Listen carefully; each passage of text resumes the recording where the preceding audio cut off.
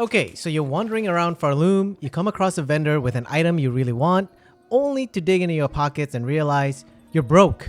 And you're just sitting there like, where the hell do people even get that much money in this game? Well, in this guide, let me show you where you can grind a lot of rosaries in as little time as possible. Now, this is the strategy or method I use. It's not the only way, but it works. Go explore and maybe you'll stumble across another great farming location. Along the way, if you do find this guide helpful, drop a like and subscribe. It's free, and it keeps me motivated to make more videos for gamers like you and I. Alright, enough talking, let's get rich. The location that we're heading to is the western bench of the Choral chambers, right before the high halls, located in this area right here. The quickest way to get there is from the high halls Ventrica station. Make your way down to the Choral chambers and immediately head west until you reach the bench. That's gonna be your starting point. Along the way, you'll meet a group of choir enemies, and these are the ones that you want to delete and loot for rosaries.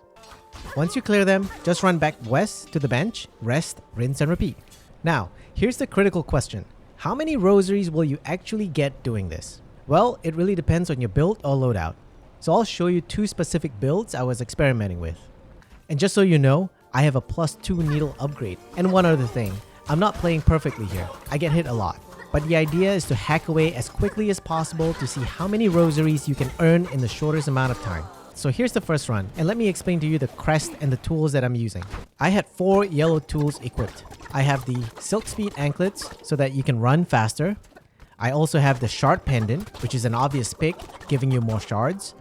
I also have a Thief's Mark equipped. Now this is a questionable pick here since you do lose rosaries if you get hit, and you'll see in the comparison later. I also have the Magnetite Brooch, which saves you time from picking rosaries up. And for a red tool, I use the Flea Brew, which makes you move and attack way faster. After about 5 minutes of running, this build netted me 487 rosaries and 155 shards, which means that if you do this for an hour, you'll be sitting at around 5,500 rosaries, and you'll definitely max out on all the shards that you can hold. One thing I do want to mention about this build is the Thief's Mark. If you just want to hack and slash your way through and not care about getting hit, remove this tool and replace it with the Magnetite dice instead. Again, you'll see why in the next run that I'm about to show you. Alright, next up, here's my run without the Thief's Mark and with the Magnetite dice instead. With the Flea Brew activated, I was able to keep my DPS up, just hacking and slashing away through everything. Now this setup is great since the high attack speed actually helps deflect certain attacks.